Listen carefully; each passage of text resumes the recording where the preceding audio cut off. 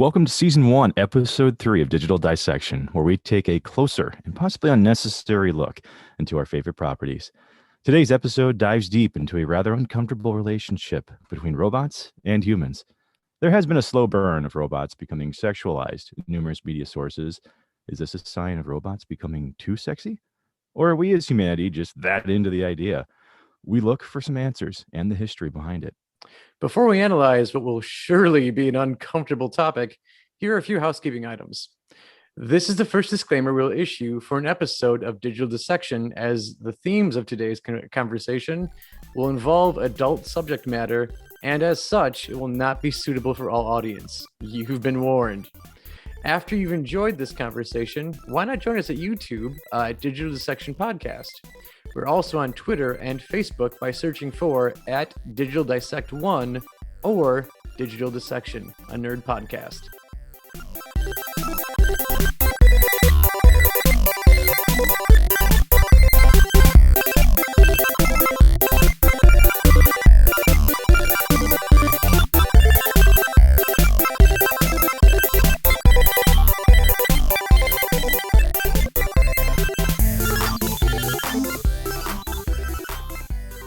You know, Joe, I can't really think of a better opportunity to drink than today. Why? Is it because this is an awkwardly uncomfortable subject?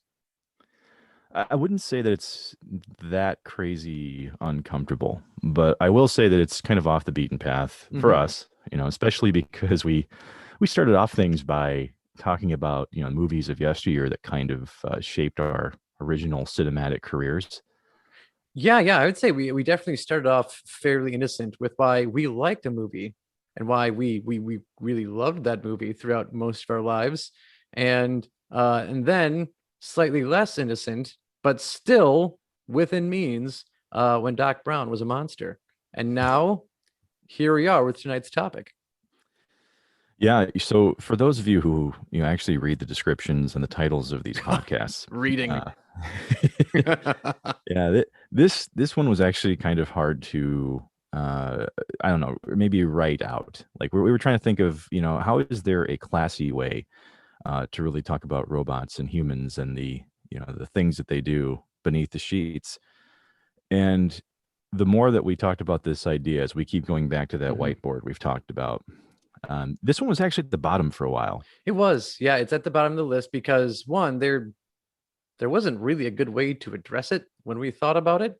However, the more we talked about it, the more we laughed, and it just kind of found its way to the top of that whiteboard, as opposed to sitting in the gutter that was the bottom. Honestly, I think what made it easier to wrap my head around was that there is so much out there, like across the history of like human cinema, media, TV, all of it. Yeah. And you keep seeing this over and over. I mean, it doesn't matter what generation you've been a part of since 1900. I mean, there's something in each generation that pops out, and someone's been thinking about it the entire time, which kind of makes me wonder if it's just kind of hardwired in our DNA. It might be. And that's kind of like, I guess that's the weird, like, I wouldn't say disturbing, but definitely the weirdest thing about this is really just how far humans been planning to bang robots. It goes really, really far back. And again, like, it goes further back than robots themselves. Like, before we have our first legitimate robots, which came out in the 1960s. And by the way, the first robots, totally not sexy at all. The first one was basically a Roomba, but it was like a tower, and all it could do was not hit walls. That was its job.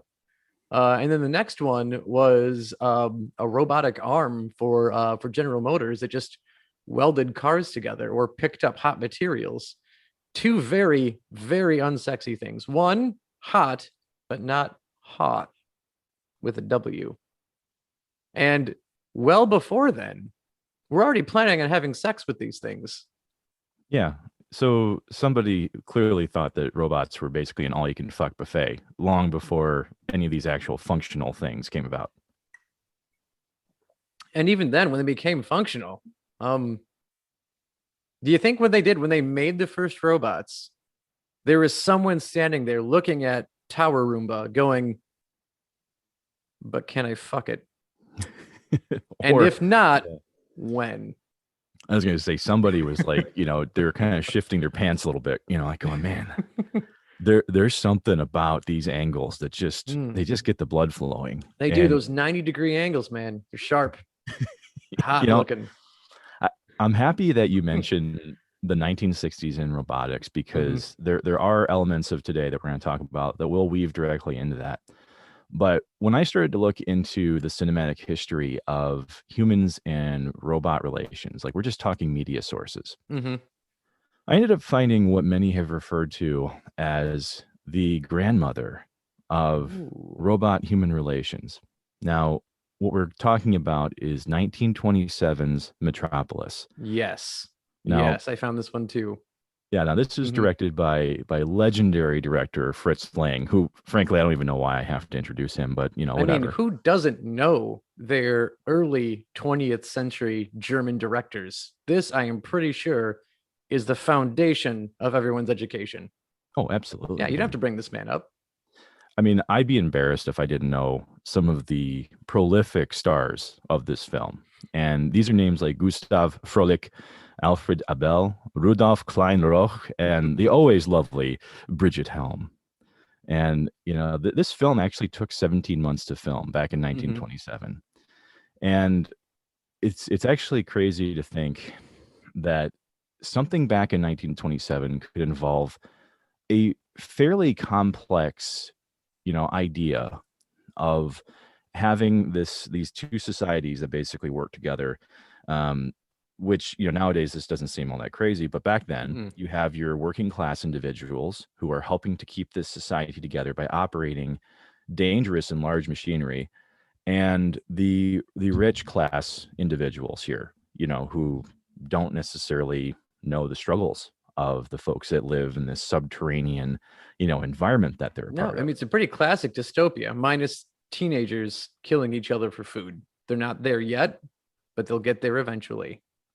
Yeah, when did that become the model for, deciding entertainment in the world? I mean, that just seems to be so commonplace in like YA novels. Yeah, I mean, it just happens. I think it took one story that was really good, and then everyone's killing their teenagers off now. But before that trend, we were banging robots, and that's what we came here for. Well, in the plot of this film, I mean, we see an inevitable uprising, right? Whenever you've Hmm. got the class warfare, and it's thrown Oh into yeah. chaos, though, right? Because Hmm. one of the figureheads, a female named Maria in this movie, she's noticed by the opposing leader that somebody loves Maria, and I can use her to my advantage. Yes, and that So, man is going to seek out a scientist. yeah, who replaces her with an android, and she manipulates quite a few events Hmm. throughout this film. So, it's obviously much more PG in nature. I mean, I think somebody only makes out with this robot, which is it's fine. It's It's the fine. first real It's movie. minimal sexy, although I'd say probably for the 1920s, probably very Oh, sexy, very provocative. If you saw any, very if you, risque, dare I say. yeah, if you saw like exposed ankle in 1927, I mean, Whew, she's whew, oh, whore. good lord. Yeah, Gustav is going to be, he's going to be perspiring a little bit, seeing that sock just barely cover it. But you know what? One thing that's really funny about Mhm. Metropolis, Joe, we've been throwing financial curveballs at each other over the last two episodes. Hey, we do like to account for inflation on this podcast. We love to account for inflation. So, what I would like to do is see if you can guess how many millions of Reichmarks this film cost to film back in 1927. 5 million Reichsmarks. Right, you are. It's like you looked it Boom. up. It's like I researched this too and found out more. Well, how about this? Let's go Mhm. even further. Further How back. many how many Reichmarks does $1 equal? Ooh, I don't know that. I do not know the exchange rate. It's probably something relative to the power of the yen, which really throws this whole thing off for me. Well, I'm about to throw some real numbers at you. Now, back in 1927, the Hmm. Reichmark was the currency for the country of Germany, which is no Hmm. longer in use. Oh no, we Reichmarks got were, the euro now, right? yeah, Is that still yeah. kicking over there? Oh, yeah, the euro is Oh still yeah. going strong. But Back in 1927, $1 was worth roughly 4.2 Reichmarks. So if Oh, we do the math, that's roughly $1.19 million, right? Or $1,190,476.19. I mean, that's throwaway money by today's standards in cinema. Like you'll spend that much on like one scene CGI. Probably. I don't know. I'm not in show business. I'm not either, but I'm going to go with it because I have no way to disprove it. But Hmm. either way, though, if you adjust for inflation, our favorite thing to do, that money in 2021 equals 17,994,937 and 5 cents. That's like a B movie on like by today's standards. Like, really? You only spent 17 million on this? Yeah, No wonder it looks fake. you could crowdsource that in like an Oh yeah. afternoon, you know? Hmm. You guarantee some cool giveaways, and that movie is budgeted and it's ready to go. I mean, Done, like signed, sealed, delivered, and finished. And yes. before we continue, or maybe move on from our digital dollars, and that we have here, and they're digital only because we're talking about them online. They were definitely paper, but I just like to point out that before that robot became like the fake revolutionary woman who like killed a bunch of people because of like the rich dude like wanting that to happen. Mhm. The robot was made because the scientist's wife had died giving like during childbirth, and the scientist wanted to make the robot look like his dead wife, which is like a sad romantic thing, Yeah. but Yeah. there is no way he intended not to have all the sex with that robot after it was made. So that thing's made that I'm gonna break it down into its simplest of like excuses or reasons, because that's how we like to argue in today's modern world. It's just the simplest thing. Simply, that robot was made for banging. No, nothing else. That's why I was there. And then it just kind of was a bad revolutionary because it was never programmed for that. It was never made to do that.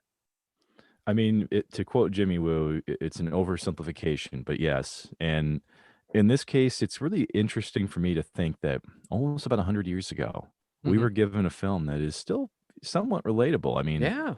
I don't think as a coping mechanism, it's the worst angle you could possibly take, but No, no. you know, And I mean, really, because like, it is the whole like, class versus class thing, which is probably always gonna be relevant until we have warp drive and replicators, which we will get to that later today. Um, but yeah, no, that's it's always gonna be a relevant story until we can figure that out. So while like the robot sexing was definitely in the peripheral of this story, that's why that is. I mean, it's there. The class thing, I'm sure, is the reason why the film was made. But that is, from what I found, still not the earliest media of robot sex. I mean, it's oh the my, first movie. It is definitely the first movie. yeah. Um, the earliest thing I found on robot sex was actually made in 1886. Oh dear God, I know. we were still healing as a nation. We were like the Civil War was very fresh Yeah. on us then, and it was French, is when this was made. So it's actually a story called Tomorrow's Eve, where a fictionalized version of Thomas Edison makes a fuckable robot. Oh my. Yeah. There's this fanciful lord who comes by complaining about he's found this woman who is physically perfect but is like basically like emotionally bankrupt. Um Hmm. and that like he loves her because she's beautiful, but she has zero personality. Well, And I mean, this that's a story as old as time. I mean, come Oh on. yeah. I mean, this was, I guess, is there a version of Lady and the Tramp like that? Or was Tales of Old Time? No, that's Beauty and the Beast. So this is like, Oh yeah. I guess the same thing, but apparently like the male version, like handsome, and the she beast. I don't know. I'm not good at writing. This isn't what I'm here for. Hey, as a segue though, as a It's segue for a is a moment, good segue. It's a great I segue if I've ever heard one. But well, yeah, yeah, so I yeah, really think this. the Disney missed the boat when they could have had the Beast just viciously rip someone's throat out, like Alpha Predator style. I mean, Oh they yeah. had the live action movie, Mm-hmm. Gaston is not innocent at all, No, and no. I mean, wow, that's just a great time to go total fatality, just shock the Hmm. audience a little bit, will you? Yeah, I mean, he's the beast is part of the bourgeoisie. He can do what he wants at that point. It's Yeah. fine. Yeah. I mean, Hmm. and it's interesting because that would make him relatable. The guy loves roses, he loves flowers. Yeah, who doesn't? And he also loves tasting that sweet taste of blood in his teeth as he's ripping out someone's jugular. Which, yeah, I mean that was half the reason why I assumed he was given that form is because that's what he did when he was human in his free time anyway. yeah, so basically whoever gave him that curse just made him a more efficient killer. Yeah, I mean, really did him a favor when you think about it. so But so anyway, back yeah, but to yeah. this French lord who and his bankrupt, morally bankrupt, not morally, but personally bankrupt woman. He brings his problems to Thomas Edison, who Edison believes can solve this problem by making the naturally first perfect woman. So he then plans to meet this other perfect woman that's at least physically perfect. And then he comes to find out that because he's going to make this robot look like this physically perfect woman, but then get rid of all those terrible personality things about a woman that this man just doesn't like, which I mean, I haven't read this story, but the brief description I read is not painting a very good picture for how terribly 19th century this was. But I was gonna anyway, say, it, when you put it in that kind of framing, you look back at the late 1800s and you go, wow, we've come a long wow, way. and yeah, and mm-hmm, now something that is interesting about this though is mm-hmm, that you mean to tell me that a French author pretty much gave an idea to Edison, about monetizing sexuality into a robot form, yeah, and yet I did. it took us the better part of 90 years to get a fleshlight. Like, how does that happen? I mean, can we really? Okay, so if we make that like a robotic thing, which I don't think we can count a fleshlight as a robotic thing, really vibrators beat them to the punch by a few decades. Oh, I'm sure, Yeah, absolutely, mm-hmm. but still, I mean, if that idea It's has still been way too out long. there It's been that around. long, Yeah, that idea's been cooking. yeah, seriously, Mm-hmm. it's just it's I don't know, it's just shameful. It's fucking Very shameful. shameful. Yeah. I'll just say it. Mm-hmm. Well, that is interesting that, media, like I said before, it seems to have some kind of just obsession with coming back to this topic. And I don't want to jump around too much, Mm-hmm. but it seems like the novelizations definitely took this on a bit more than maybe film did. Oh yeah. I mean, people got more time. I get not more time, but I think it's probably easier to get published than it is to make a movie. So you can always write a book about the robot sex and probably get it to print a lot sooner than making a movie out of it. Well, and it's interesting you mentioned that because there's two properties that really came out in the Mm-hmm. 70s, very close together, with the Stepford Wives Oh yes. and Westworld. Mm-hmm. So, back before Michael Crichton was, writing Jurassic Park, he essentially had the same idea with Westworld, and the Stepford Wives. They honestly do mirror each other in similar ways when it comes to the idea of creating, Mm-hmm. submission via robotics, or submission with technology. And in both of these properties really get into that. And I start to think, if submission is really the most important part of this, it makes me really think that our initial thoughts on robotics and what they could be capable of, it seems like not a whole lot really changed between what you mentioned back in 1880 and this 1927 movie where robots are essentially made to serve out these needs of people that are probably just seeking control.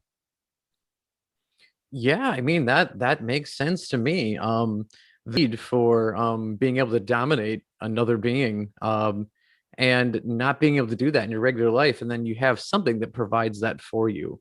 And that's, I mean, that's basically the big thing in Westworld is that you get to live out basically anything you can't accomplish in the normal world, you can get in Westworld.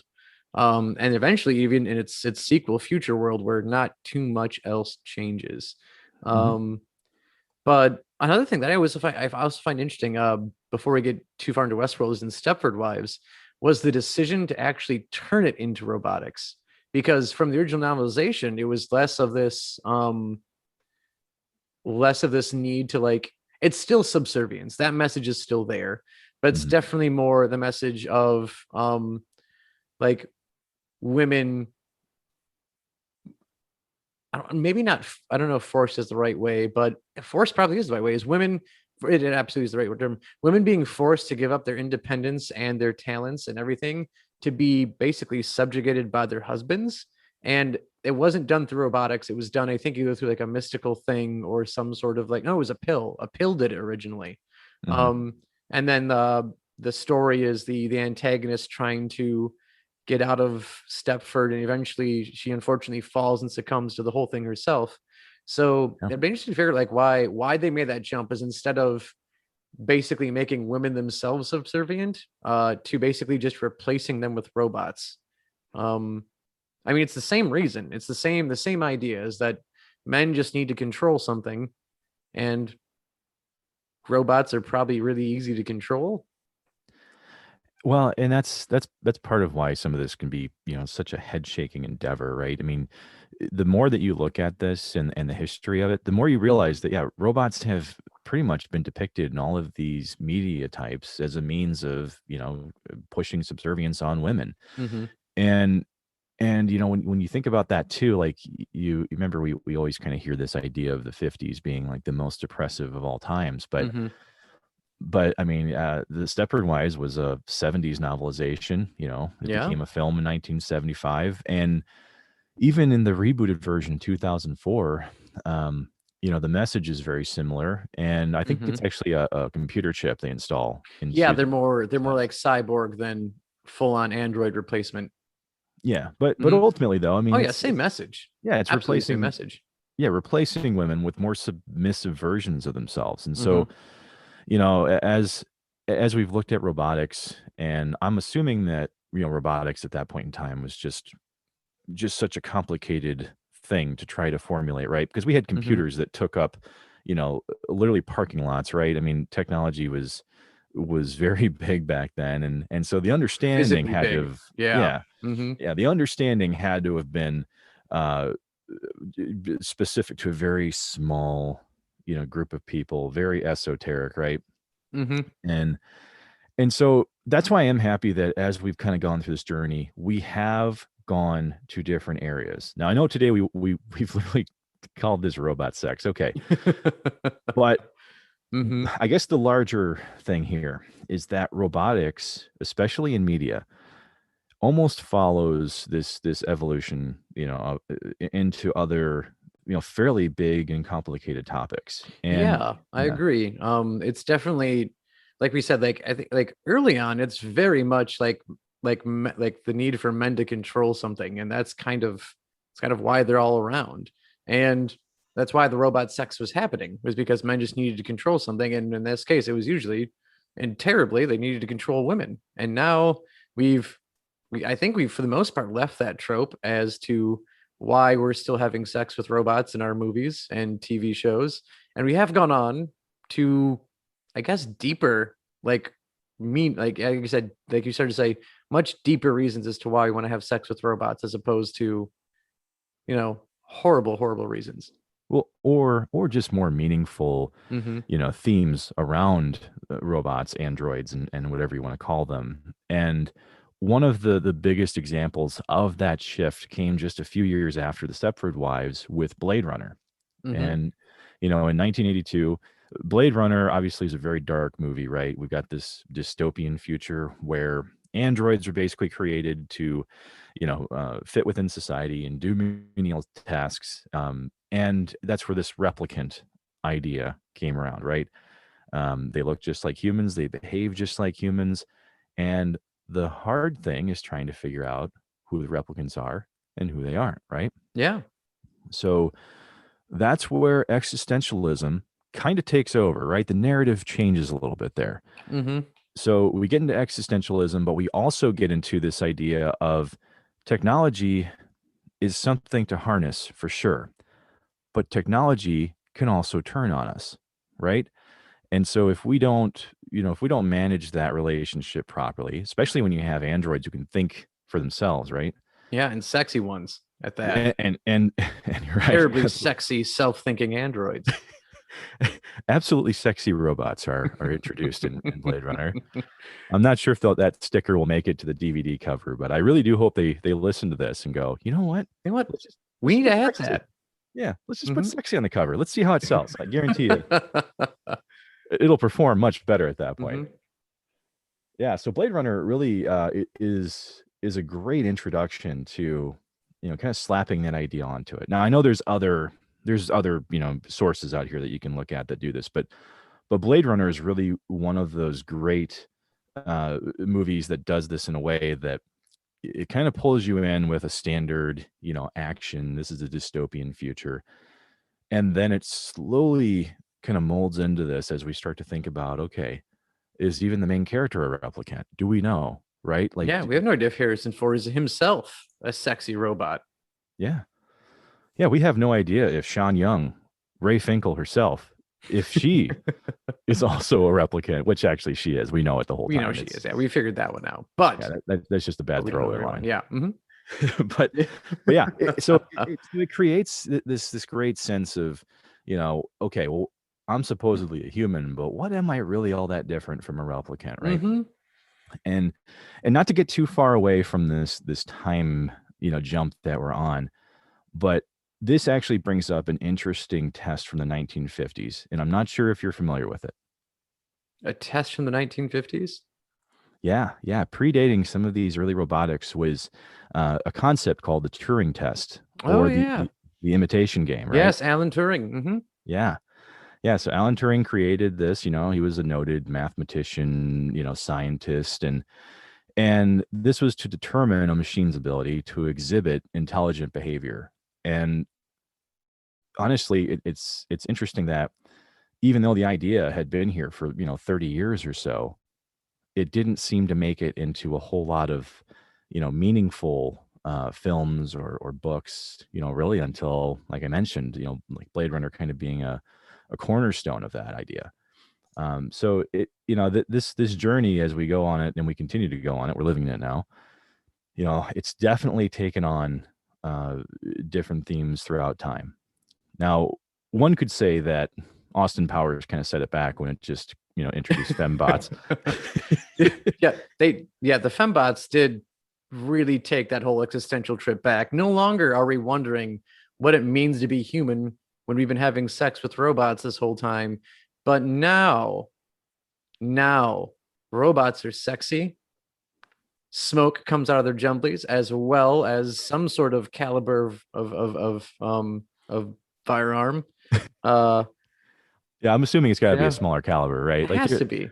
there's no way they could stand up straight Oh if they're firing magnum rounds out of those things, but you never know. no, you never know, never know. And then the only way really to beat them is to go through cross mogenation and hope that your own sexiness can therefore counter theirs, which they won't be able to handle, and then their heads explode. Yep. Yes, Yep. Other than that, really, there's no beating the fembots. I even as a kid, I remember watching that and going, like, just shaking my head at this. Like, I didn't even have the context of a lot of this stuff beforehand, Mhm. and even now, it's just one of the most ridiculous things to me. Um, but even though I jumped ahead to 1997, you and I Mhm. have talked about Star Trek: The Next Generation and where they go with this. Yeah. This was definitely like one of my favorite, like, still is one of my favorite sci-fi franchises of all time is Star Trek, and especially The Next Generation. Um, it started in what 1987 was its first year. I was a whole 1 year old, so I basically grew up watching this Star Trek until it was no longer on air. Mhm. And season three, no, it's season one, episode three is Yeah, it's when early. we It's have the crazy robot early. sex. It's really early on in the show. And it's where you will definitely get any jokes about a robot being fully functional stem from this episode. I believe it is called The Naked Now. I have to let me double check this. No, Yes, it it's is The yeah, Naked Now. yeah, it's the naked now. Because Yep. In the original series, there was The Naked Time, which this is kind of a, I don't know if it's like sequel or homage to, because it's the same problem that Kirk and crew faced back in the '60s with it. But basically, they come across a stranded Starfleet vessel, the SS Tchaikovsky. It's horribly Russian, and because we had to physically prepare for this podcast episode, I'm not pronouncing it Uh, nearly right enough. that's okay. It's not our native tongue, you know. No. I mean, and we pay homage to the Russians in other ways. You know, you and I are both big fans of the electronic Russian band Little Big, and I'm pretty Mhm. sure that you and I account for at least a good 2/3 of their YouTube viewership. So, Oh, easily. The amount we replay those videos, the number of views they get from us. oh You're yeah, welcome, Russia. yeah, But and anyway, yeah, so the Enterprise runs across the stranded ship with its terribly hard to pronounce name for me. And basically, they come in just in time to get a hail from this ship where it looks like they're all partying, having a really good time, and then suddenly the explosion and everyone's dead. So the crew goes over to investigate. They're not quite sure what happened. There are phaser blasts everywhere. Looks like a raging party happened, as Data once put it. They come Hey, back, and then suddenly, Data specifically says, based on this message, that a huge blowout is about to occur. yeah, because he can calculate such things. Um, so the whole ship's in disarray. Some was it? I think it was some rooms are frozen, other ones are fried. Everything's nuts, out of whack. They come back to the Enterprise, trying to figure out what happened. And in the process of trying to figure out what happened, the crew all starts to behave kind of like they're just, hammered, like just flat out drunk, blitzed, leaned into it. They are now having a really, really good time. One by one, they all start turning into this kind of drunken version of themselves. And um, we get to the then chief of security, Tasha Yar, who I don't think makes it past the third season. I think that's when she goes. Yeah, she dies pretty early in that Yeah, series. very, very early in the series. Um, she's there, and then she starts feeling feverish, out of whack, and then that fever gets so hot that she actually gets bothered. Yeah, this exotic illness that they all get, you know, it just Mm-hmm. makes me wonder that if we ever got next to like a super giant star that was about to explode, Mm-hmm. would this really happen? You know? I hope not. I mean, I I mean, hope that what you just get drunk off of red supergiants. I guess this is like the weird version of Superman who gets stronger depending on the type of star he's next to. So like this would be like him going back to Krypton if it was still around. He brings his wife with him. Krypton, which is in the orbit of a red supergiant, he gets there and Lois is just a drunken mess the whole time. oh And yeah. he's just embarrassed because this is the first time she's met his parents and he can't believe it. I just find it funny, Joe, because if it's almost like the universe's way of telling you, hey, everything's gonna be all right. You're about to die based on the explosion of this star, but you know what? You're gonna have a fun time getting there. Yeah. You're gonna enjoy yourself going out. Yeah, you're gonna have a Mm-hmm. great old time. You know, Tashiar, the outfit that she ends up wearing is just it is absolutely insane for 1987. I It mean, ugh. Yeah, it's like this weird like velvet dress on the bottom. I don't know what to call the top. Like it's Yeah, I mean, if so for you, for Mhm. those that are, you know, obviously, you know, listening at home here, to describe this item as a swimsuit gone wrong would kind of be an understatement, because I mean, pretty much her entire midsection is showing, Mhm. and somehow this shirt like cuts up in a V towards her neck, and it's like gravity doesn't make any sense anymore. I Yep. mean, it just is the weirdest looking thing I've ever seen. Very, very weird. And then on top of that, she does the whole weird Superman hairstyle. She does that little She does. curly. It's out of Yeah. nowhere. It's like if Superman was like an 80s villain though, because like the hair is mostly slicked back and pressed down, but then there's that one little like curly Q in the front on the forehead. It's Yeah. that and a weird velvet swimsuit gone terribly wrong. Yeah. Yeah. It is like, so here's me. Like, I think this is like 1989, 1990, I think, the first time I Hmm. actually see this episode. And it's, I guess it might just be, maybe it's the fault of my parents for letting me watch this thing, but Well, I I mean, mean, it had to be harmless for the most part. It's what network television, primetime television. What's the worst? I think this is the worst they could get in the 80s. yeah, I mean, Maybe. the worst thing that Tashiar could do is have sex with an android, Yeah, and it happens, it and does. you're not even really sure. I mean, once again, this is like 4-year-old Mark looking at Hmm. this and going, what the hell am I seeing here? Like I had no idea what was going on, and going back and watching it as an adult, I still don't know what's going on. No, I mean, you're really weird. Like, why? One, before she even gets to Data, she's like making out with any officer she can find until she is Yeah. satisfied. And then it's not until she gets to Data and asks if he's fully functional. And he actually, and this is a time where, like, if you're a Star Trek fan, Data doesn't have emotion yet. Like, that doesn't happen for several seasons when he gets that chip installed. And the robot actually gulps. He Yeah, he doesn't does. need air No. most of the time, but needs it now before he says yes. Yeah, but he knows that a crazy act is about to happen. And you know what? This is actually a really, really good topic, or at least this is a good segue, as we always like to say. Hmm. Um, and we're going to jump a couple years here. And by a couple, I mean Okay. we're going to jump 2 decades, Ooh. because Futurama actually, for being a comedic Hmm. cartoon, the Matt Groening led effort that Hmm. preceded his Simpsons years. Um, the Simpsons are still going on, of course, but Yeah, you know, they're side, eternal at this point. yeah, but side project, doing something a Hmm. little different. Yep. Futurama had a way of taking these serious topics Hmm. and used it as a platform,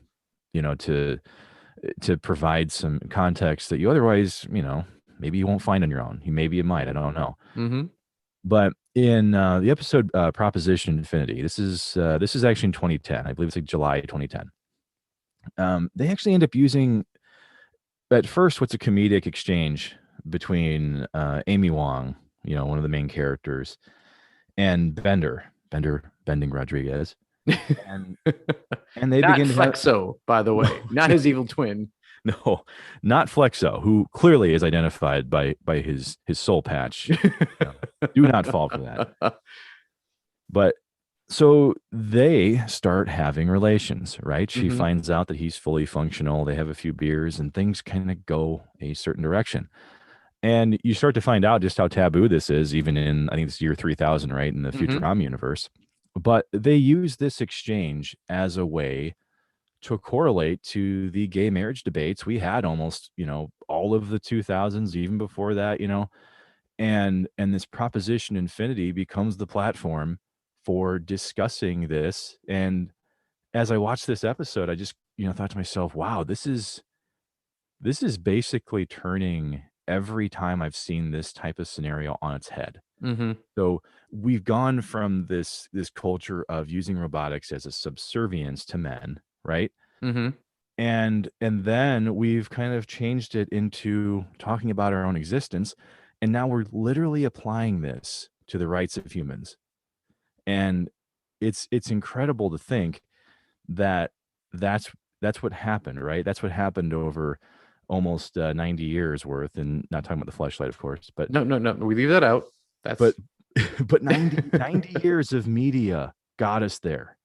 Like we had to go from these absolutely ass backwards thoughts on women and hmm. society, and this is how we get to having meaningful conversations about robotics, right? Or using robotics as a platform. Yeah, and really, I mean, it's kind of a good way of showing how like science fiction has actually evolved into more of, what we could how we could use like basically science to serve the absolute worst part of man to how we can use it to figure out more about who we are. Yeah, it's using robotics to understand the human mind, and I mean, when you think about that, it's just a powerful realization. Like I came into some of my research on this, not expecting to really be surprised, Hmm. but that was the mind blown moment for me. Was that you think about the journey that we've had, talking about this in media sources, And in 2010, Futurama is the thing that drives it home. I mean, who would have called that one? Not very many people because like, especially when looking, I don't want to say like when I say like looking at the people who made it, I don't want to discredit like the actual creators because like they're really good. They made one of the most prolific cartoon series of our time, like The Simpsons, as much as like we like to make fun of it now because it just doesn't ever stop when it first came on. And from its standpoint, it came out in the 80s, right? That's when it first showed up. Yeah, it was actually a part of the Tracy Ullman show Yeah. as a featurette. Yeah. So it came out in the 80s and then it was its own like absolute awesome monster in the 90s. And then he follows it up with Futurama. Um, but even in the 90s, I feel like The Simpsons was fun, but it was borderline toilet humor a lot of the times. Yeah. Um, and then There's you followed up with Futurama, which actually has a lot of really, really smart humor in it. One of my favorite jokes is when they're watching a horse race that ends so close that they have to go out to a quantum finish and they use a quantum camera to take a picture of it. And then immediately Farnsworth complains, you've changed the outcome by looking at it, which yes. is using quantum the right way. Boom. Good job, Futurama. Oh my God. And honestly, they maintained a level of quality balancing these Mm-hmm. things for quite a long time. And this is also something that we'll cover in a future episode, so we won't get too much into it. Mm-hmm. But just know that you're going to get a heap and help in a Futurama, and we're going to go right on there at some point. Oh yeah, we will snoo the crap out of you one day. Oh, I Mm-hmm. mean, you tell me a better way to go than death by snoo snoo. No, there's no better way than death by snoo. Yeah, I mean, we're talking about robot sex, but we're kind of getting into We've gone yeah. we've crossed a different sexy. Yeah, this is hip shattering sexy, which Mm-hmm. and just so that I don't sound any creepier, let's continue our journey for a moment. And the narrative about robotics and Mm-hmm. humanity takes another sharp turn though. And this is more towards what we talked about with, with robotics Mm-hmm. taking a turn where if not properly managed, they can overthrow humanity, right? Are we going to the Maxima area? Ex Well, Machina? I didn't want to skip over this because obviously Okay. Terminator is one of the most iconic Ah. properties of that nice little, 80s and 90s that Mm-hmm. we've talked about. And Terminator really helped, I think, bring this topic in I would say, a more polished way, perhaps a little more money behind it, right? Mm-hmm. This is big budget robotics shifting the course of time, right? And oddly enough, it also crosses into time travel, as we've aptly covered some of the possibilities of that with our Back to the Future episode. Yes. And Terminator, though, I would give it a lot of credit, even though if you go back now, it's still a fantastic film. I Oh, the mean, original one? Absolutely it yeah, is. yeah, the original films were fantastic. Mm-hmm. Terminator 2 is the one of those rare cases where a sequel is better than the original. It's happened only a few times. Only Yeah, a few. Like I think of like that Empire Strikes Back is another big one that stands out. But yeah, very few sequels can do that. yeah. I mean, the only other sequel that I can think of that gets close to beating the original would be Dirty Dancing, Havana Nights. Ooh. Yeah, that one's a Oh. hot one. And it may even be a hot take, but you know what? Damn it. I am prepared to die on that hill. I think they're meant to when we get enough viewers, maybe we can have a defense episode. We can Well, even have them like old radio show style phone in.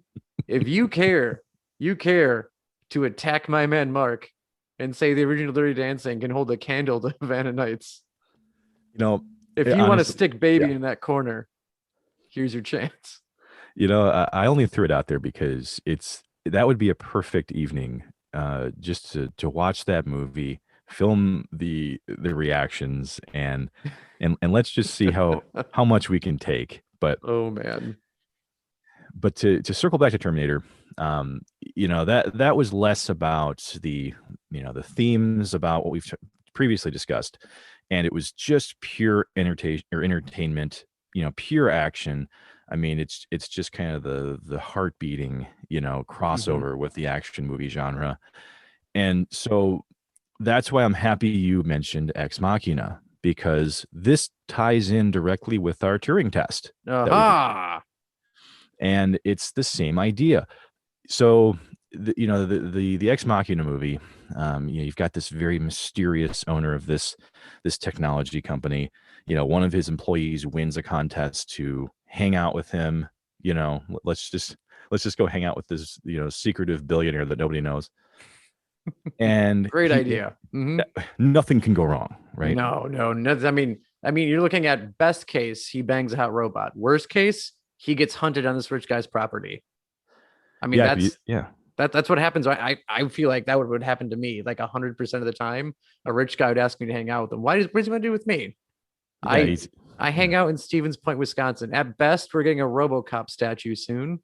Oh, That's jeez. all we have going for. I mean, it's a nice town. I like where I live, Yeah, but I but hope you get it. I hope you get that I, statue, I damn I'm it. I am really rooting for that statue because all I can think of is we put that in the center of our town of our downtown square, which would be a great fun kick to our historic society because they will fight tooth and nail to keep everything looking old. And then we put RoboCop in the middle of the square so that the children can ice skate around him in the winter. And in the summer, as the fountain goes off around RoboCop, the kids can run through the fountain next to RoboCop.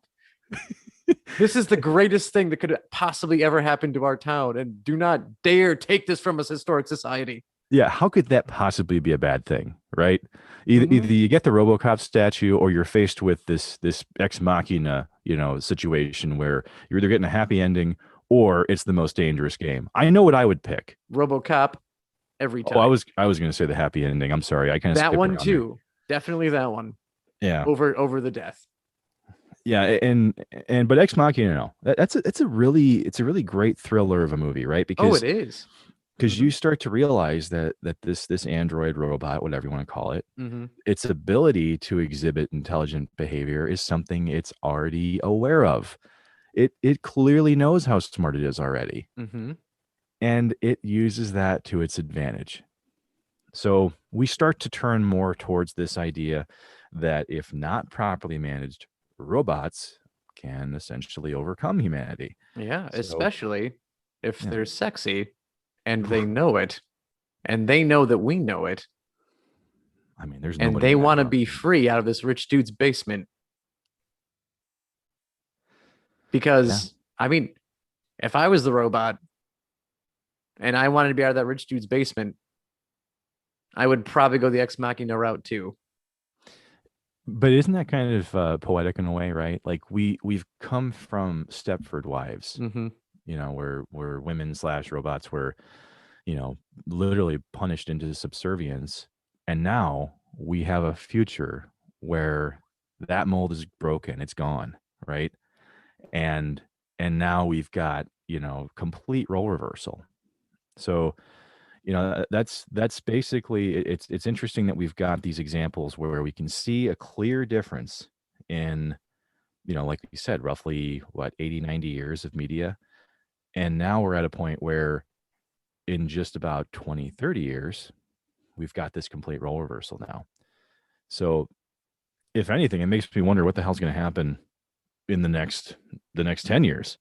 I mean, what's going to happen with media now? I mean, Mm-hmm. how are robots going to be depicted? Because I've got to say, based on recent Mm-hmm. history, like if we're looking at just in the last couple of years, the leaps and bounds do mimic that in some ways. As we mentioned Yeah. Westworld Mm-hmm. earlier, right?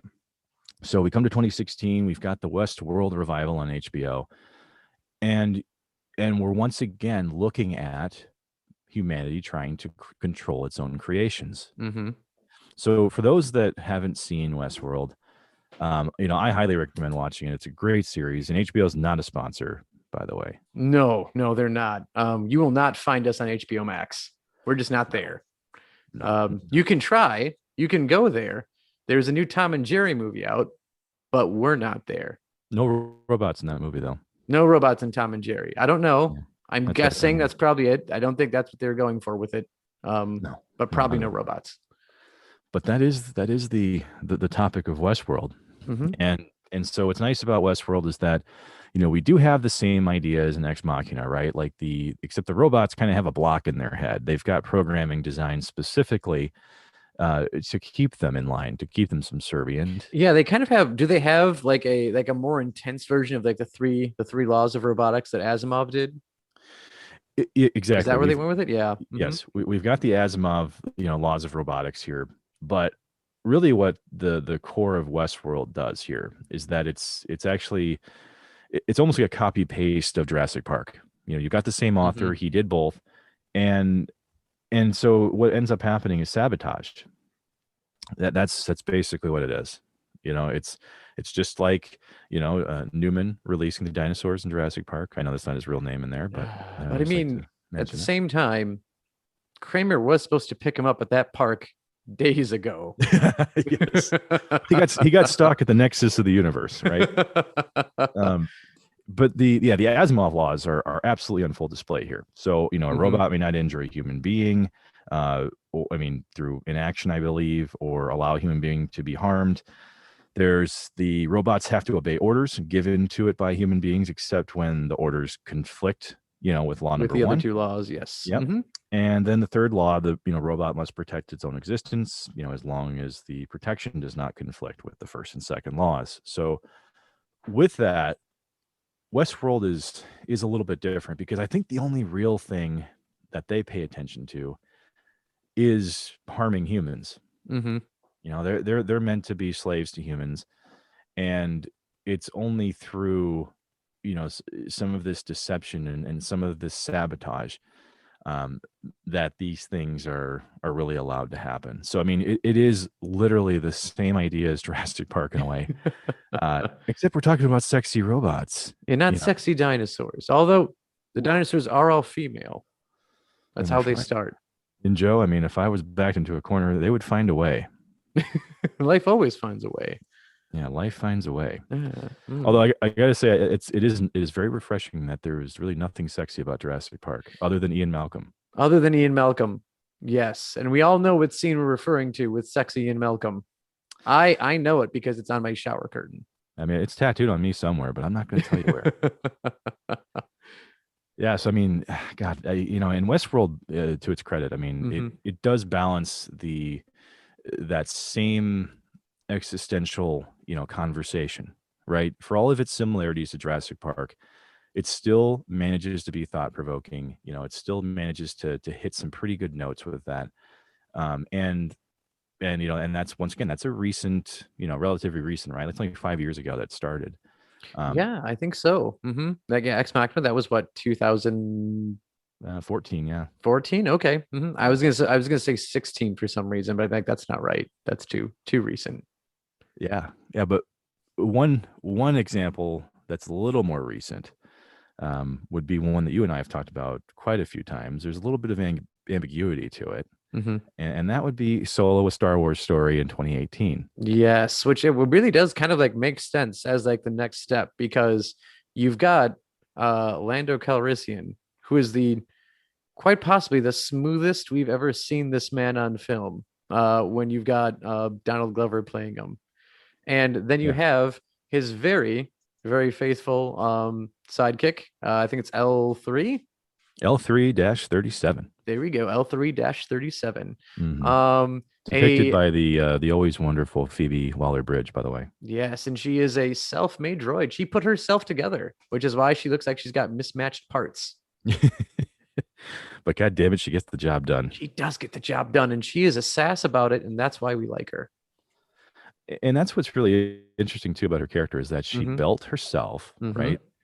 And she is gifted as a droid. She's got all of these different skills, and she's one of the most prolific navigators in the Star Wars universe. I mean, she's literally the computer and the brains behind the Millennium Falcon. That's And true. That's where she ends up. yeah, she ends up, literally being transferred into the Millennium Falcon as its navigation computer after a Mm-hmm. very tragic and honorable death, which does lend to another theme, right? Another theme that robotics has been the platform to bring to us, and that's this revolution idea that the robots have had enough. We've got more numbers. We're Hmm. deadlier. I mean, quote unquote, sexier. Yeah, yeah. I mean, And yeah, yeah, they'll get there, and we have no one to blame but ourselves because we built them sexy. except she didn't build herself She did not sexy. build herself sexy. That's right. She did Yeah. not. She built herself very. I don't know. Could you call her utilitarian? Because she is just kind of getting around in that body. Because the body is not her focus. It is definitely her mental capability that makes her who she is. Um, You know what? Fuck it. I'm yeah. just going to say it. You know what? I don't care how she designed herself. You Hmm. know, she owns it. She rocks it. And She God damn it, does. that's sexy on its own. God It damn it. is. That is totally sexy on its own. That is hot with an AWT, let me tell you. But to throw our sexiness wrench into this, it is implied heavily that Lando Calrissian and L3 37, they had some fun together, didn't they? They did. And when you read, if you read into like really from like the writing standpoint of where they were coming from with why this is a thing, it totally makes sense. Basically, Lando and L3 are going through the vastness of this galaxy together, and they spend just a lot of a time, like a lot of time alone with each other. So they just become more and more acquainted with each other. They get to know each other on a more personal level, and they just grow closer together until the point where, you know, Yeah. Stuff they're happens. banging.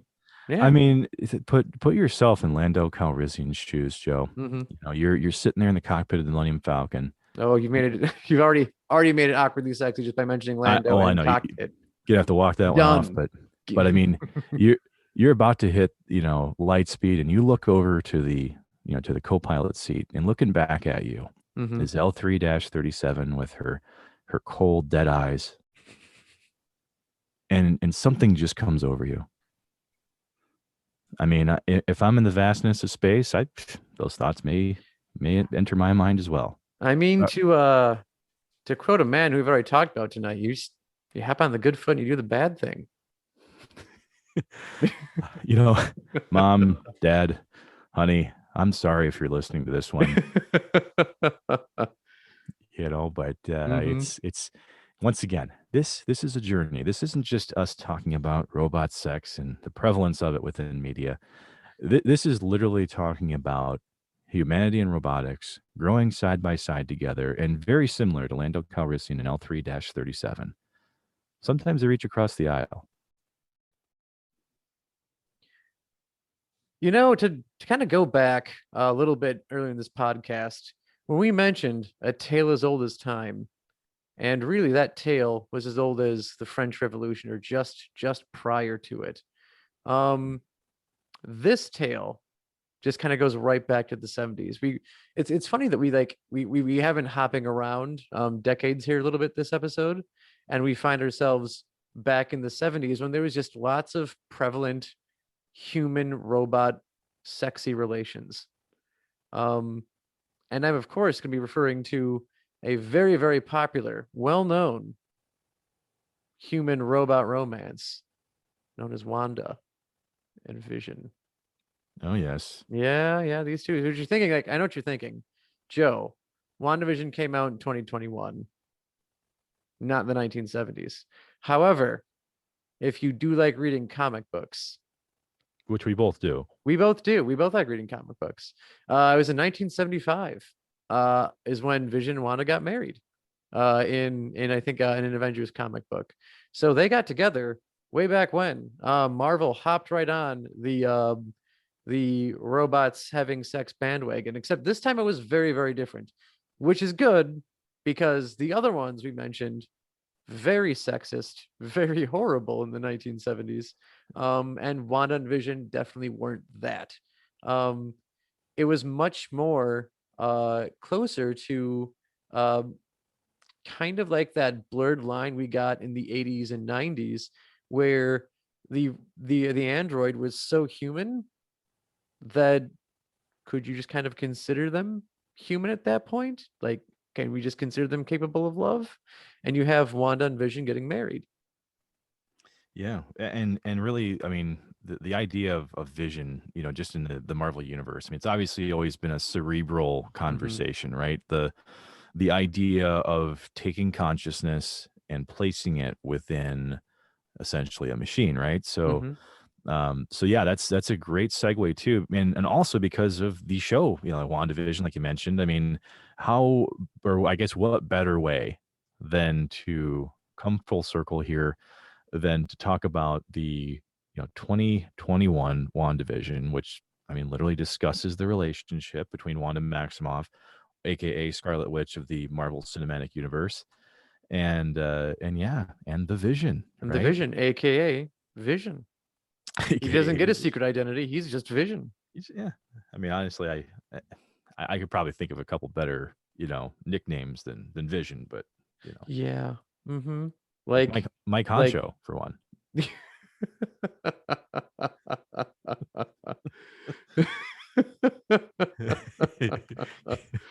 Oh, It'd like be I feel like that so Vision would need to have a very thin mustache.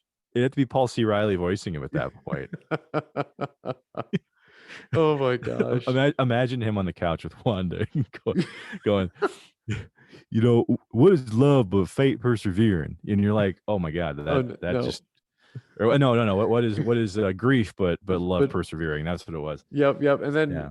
that is such, I mean, it's a great line because one, it is profound yet very concise. It's very short, has a great message to it, and it gets completely ruined with the way you just did it.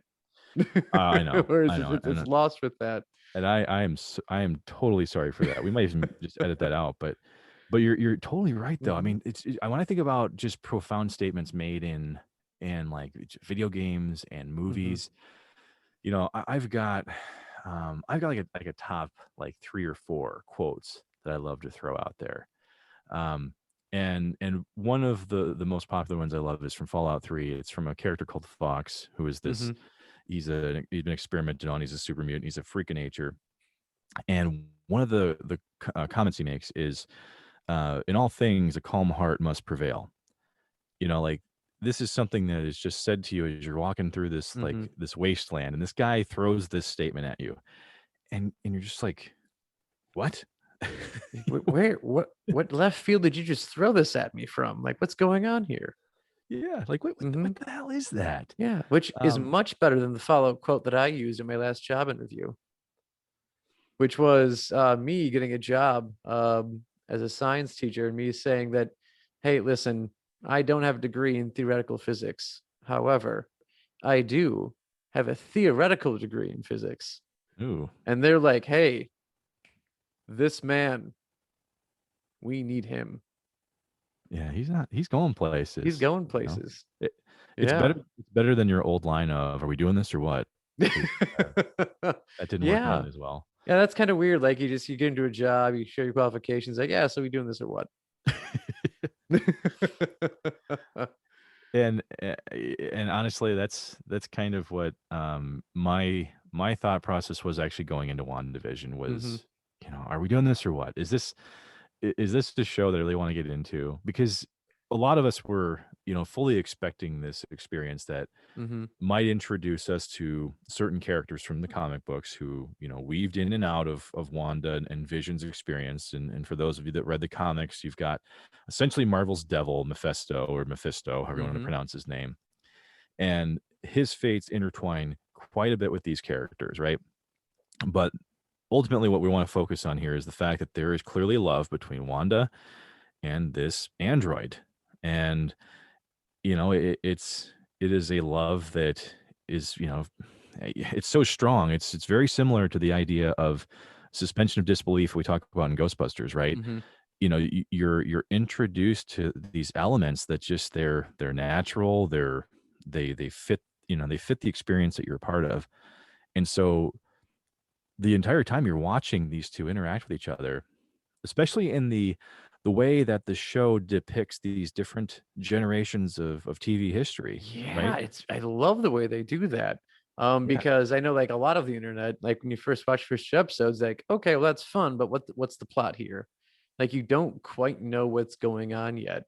But in the long run, which is also crazy, the fact that they took 2 episodes out of a known 9. They're only gonna have 9 episodes, and they take the first two, and it seems like You have no idea what's going on after you're done with the first two. They drop like very, very subtle hints to things, but like I could like they'd be very easy to miss. We'd watch and like, okay, this is weird. Like, why are they stuck in a sitcom? And then you get to, and it starts in the 50s, which is also great because that's kind of where a lot of this started tonight, was like stuff going on in the 50s. I And know, then it right? jumps to the 60s. And like, well, okay, well, why they just jump a decade? And then you get to the 70s in the third episode, and you start getting a little more plot going on. And it just, again, like, as like, I don't, this is I think this, we actually have to give a legitimate spoiler warning on, or Yeah. just not give away too much. This isn't like my Doctor Whom reference from way back when. This is actually really recent. But when you find out really why these generational sitcoms, what they mean to Wanda Maximoff, and how she's taking that part of her life and she's weaving it into her life with Vision, which is also great that you get to see more of her life between the second Avengers movie Hmm. and Infinity War, and how she actually grew to have this relationship with Vision, and how he helped her dealing with the loss of Pietro, which I'm, if you don't know, he died. Like, come on, that one, that's from Age of Ultron. We Yeah. know that one by now. Yeah. People So are, they're not mourning for Aaron Taylor Johnson anymore. I mean, no. that dude is, he's 6 feet under. I mean, Mm-hmm. and I don't mean to cut you off, but I mean, yeah, this analysis of the relationship that these two Mm-hmm. characters had, we don't get that at all the entire rest of the Marvel universe, right? Like, No. we're Mm-mm. introduced to the relationship, we're introduced to the dynamic to an extent. But I think what the larger picture here is that, as we've talked about how robotics and how these android, characters have been depicted, Mm-hmm. the themes here are interesting, on their own. But when you start to utilize the android or the robot as the platform, we're introduced to, like you mentioned, the idea of grief, Mm-hmm. and the idea of either running from it or facing it head on, which, Mm-hmm. both things happen, oddly enough, of course, across these 9 episodes. And that concept of grief was so powerful that the one liner that we mentioned before, what is, yeah, what is, grief but love persevering? I mean, it's crazy to think that's where it came from. Yeah. Yeah. And I would also like to point out, just like, I don't know, like, I don't know. This, I really like how they progress, really how like a modern relationship should be in this very short, in this 9 episode miniseries. Is you definitely see how like families are portrayed through multiple generations, and Mhm, then you hit the final episodes and you realize what's going on with Wanda and what she's going through. And then you have Vision, who got suspicious that something weird was going on for, I think the last 3 episodes. He's like, there's something weird going on here. And he and Wanda aren't seeing eye to eye on something, on what's going on here. And it's mostly because he knows there's something going on. He also knows that Wanda knows that there's something going on and she's keeping things from him. mhm, And instead of a large like emotional blow up that they have with each other, Vision investigates what's going on. And when he finds out like what the reality of the scenario is, instead of feeling like betrayed or hurt by it, he just wonders why Wanda does it, or why Wanda's going through what she's going through, and they work through it together, as opposed to a big emotional reveal or a big emotional blow up at each other. It's just, no, this is my wife. I understand her. I don't understand necessarily why she chose to do this or what's going on, but I'm going to help her through this, with what's going on. And I think that's just, again, a great way of seeing how you even had in the 50s, Wanda staying at home. Wanda has all these, like, back then, old, like, basically, like, expectations of what women had placed on them, and yeah, how as each decade you go up, that changes until we get to the modern relationship. And I yeah, just think that's, like, this series does I think, way more than you see at face value. Like, or maybe not see at face value, but way more than you were expecting to see at face value, and what it comments on and what it accomplishes. Um, and which is also, I think, great for Marvel's first like Disney Plus series. This was an awesome start to everything else that's coming. And really, it's a recognition of maturity in a couple different ways. It's Mm-hmm. maturity from, Marvel's storytelling perspective, but it's also a recognition that viewers have matured at the same time over the course of the 10 Mm-hmm. or 11 years that the MCU has existed. But to your point though about this journey that we've gone on, and it's just serendipitous that the discussion we've had about just robots in history and now this show being the most recent example of the relationship, right? Mm-hmm. This show honestly sums up almost everything that you and I have just said about how robots have been treated, women's rights, and how much that has changed over the course of these discussions, and also the fact that we've got maturity in both Wanda and Vision because of the things you mentioned. The amount of trust in a relationship that has to be there from day one, Oh, especially when, completely. yeah, any relationship needs trust from day one. Mm-hmm. And that's real growth. What you just mentioned with Vision and Wanda coming together at the end of it. It's growth from both characters Mm-hmm. because she is one of the strongest female characters in that universe and that show. Yeah. And instead of Vision stepping up when he finally realizes what the problem was, he doesn't step up and try and solve it or expect he No. can do it on his own. Is like he goes to take Wanda, like how can I help? How can I be supportive without basically commandeering the scenario? Yeah. I mean, it's Mm-hmm. it's it's a superhero show, and it is one of the healthiest views of relationships you're going to find out there. Mm-hmm. I watched it, and honestly, I feel like as a spouse, I grew from watching that interaction between the two of them. Yeah. And I me as a mean, human being without anything, it did completely change my views on like child rearing.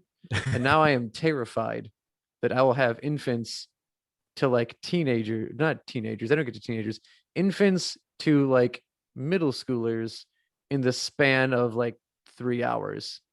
So if it that's how that's going to work, you just count me as scared as heck.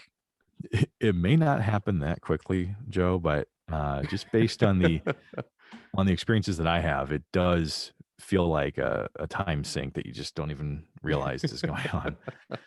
But ultimately here, guys, we've got this journey that pretty much starts with just the kind of scenario that you'd expect in 1800, right?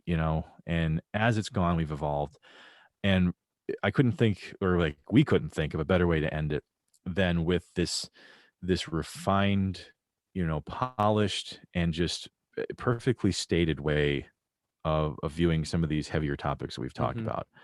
about. And so I think, you know, I really hope that we continue down this type of path and not regress into, some of these ridiculous depictions of the past that we've, pretty much grown up with. But I mean, just there's no other way really to look at this, or end it rather in a better way than this property.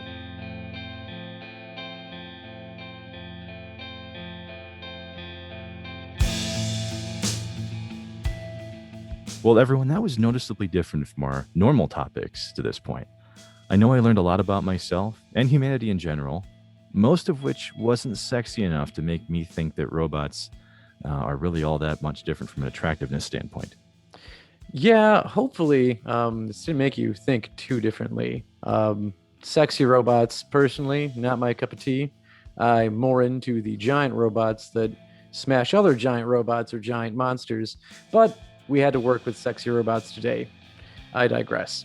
If you enjoyed this podcast or you were appalled by it in many, many different ways, feel free to contact our producer about those issues and the standards complaints we are sure to get. For other pop culture topics that aren't quite as sexy, go ahead and join the conversation on YouTube, Twitter, and Facebook by searching for @DigitalDissect1 or Digital Dissection, a nerd podcast. Please also give us a review no matter where you found us, and be sure to tell a friend, as these both really help us keep bringing more content and will help keep the lights on for another week. So join us next time as we break down the Assassin's Creed franchise, from relative newcomer in 2007 to the annual juggernaut that it is today. And until next time, keep on dissecting.